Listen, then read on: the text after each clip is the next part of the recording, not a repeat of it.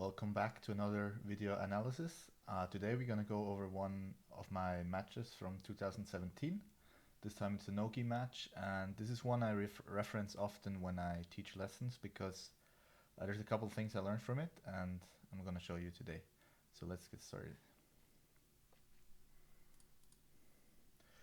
Okay, so we're starting the match here.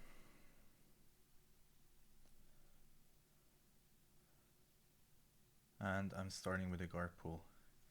As you can see, I was able to pull guard here since he was holding the back of my head here. So this already counts as a grip, so I didn't have to do much so I could just sit down. So I'm immediately looking to get under. So again, I'm playing a lot of one leg X during this time. So that's my goal here, I'm trying to get him on top of me.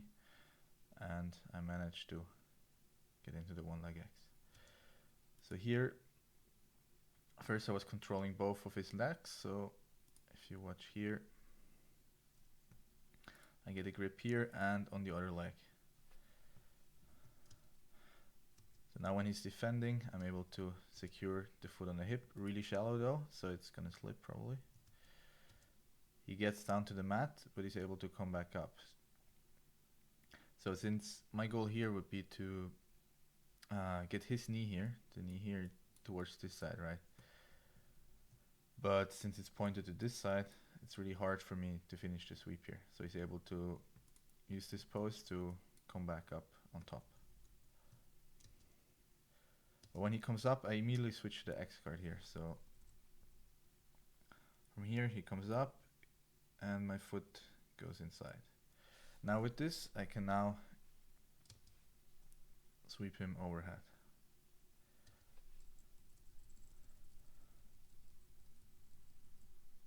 Let's go back. So he's controlling my head here, coming back up, making it really hard for me to hit the regular one leg X sweep again. But with the hooks here from the X guard, I'm able to lift him overhead and roll with him. Here I'm trying to go for a straight foot lock. This is not necessarily to actually submit my opponent, it's more to make him worried about defending the foot lock here instead of focusing on coming back on top. So I go belly down, I try for a bit, but then I just come up here.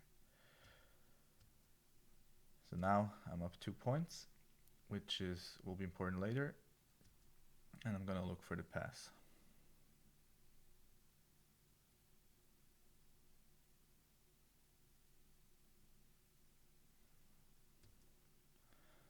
So now I'm going for backstep pass here, looking to hook the head on this side, but he's bringing this leg here over.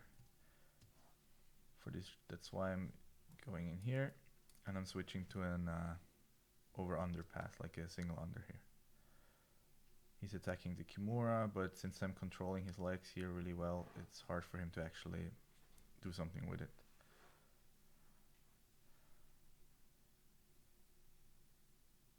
So the important thing here is to keep the elbows tight, especially the one on the far side here. This makes it hard for him to attack. So he was trying to go for a Kimura, for a triangle, but since my right knee over there was pinning his leg, it's really hard for him to finish the attacks. Now I have an opening, I can shoot the arm across and try to finish the pass. So if we go back a little bit here,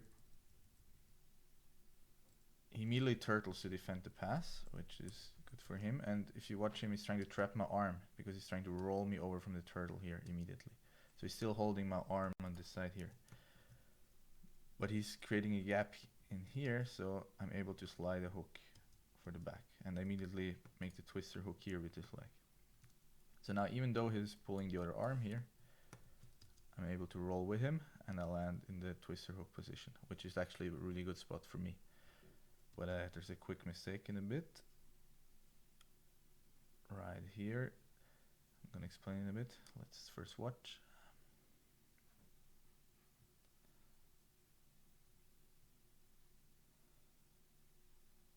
As you can see, if he's able to change the side from the twister hook, he actually ends up in half guard top, which is pretty good for him.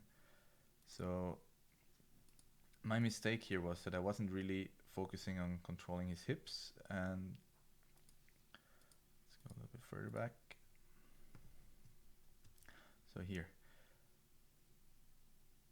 And I'm in a good spot, but he keeps elevating this knee back to the middle. My goal would be to push the knees down towards the mat, which in return lifts his hip up more.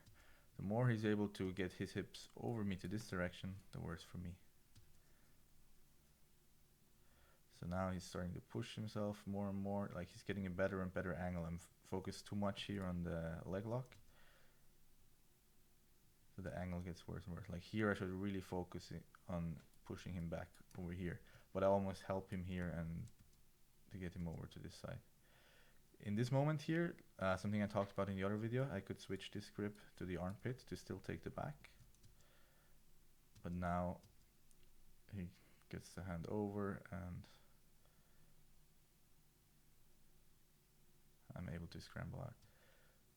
So this is an important sequence here real quick. So since I was attacking the back and I had one hook in, he never really managed to get the points for the sweep here, since I was still, we ended up there from the back attack and not from a sweep position for him. So when I come up here and we both stand up, now I'm up 2 points and he's on 0. So now I'm able to pull guard. So in a match, there's 4 things you need to worry about, like 4 games you have to win. So there's the physical aspect, which is like the strength, conditioning, flexibility part. There's the mental part. There's the tactical and the technical.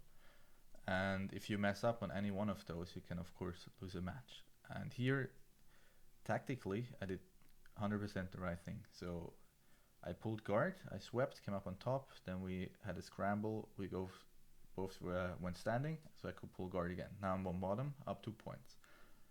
Since it's a lot harder to pass the guard than the sweep, I'm now in a much better position to win the match than my opponent.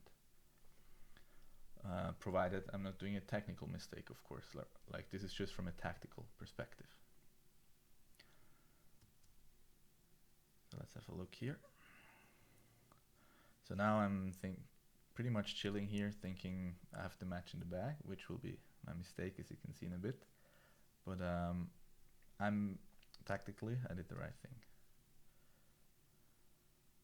So my opponent gets a little bit desperate here, and that's why he's diving for the Kimura here. So if you watch here, I'm making a mistake here, but if you watch my elbow, I'm not sure you can see. So basically my elbow on the other side was in the same position as this one here. So it's far away from my body, which allows him to do the Kimura. So as soon as I grab the leg here, I should actually hide the other elbow. So if it was the arm on this side, so instead of being here, it should be here. So the elbow should be close to the ribs. But since it's not, he's able to dive into the roll here. So he ends up in a pretty good Kimura there. I roll through, but he still gets the finish. I actually felt this for quite a few weeks after, mainly because I was worried about the Kimura. So I was worried about waiting for the pain in the shoulder to come, but it was actually attacking the elbow in the end because it was more of a straight arm lock. So I ended up losing the match because I got a little bit overconfident by being up 2 points. But tactically, it was the right thing to do. I just didn't have to make the technical and maybe a mental mistake of underestimating my opponent there. So whenever you create a situation like this where you're up on points and in a good position, your opponent is forced to make a move and try some Hail Mary thing, which my opponent did here, and it worked out for him. But a lot of times those fancy moves go wrong, and it actually helps you if you do the right tactical things. Alright, I hope you learned something from this, and looking forward to the next one.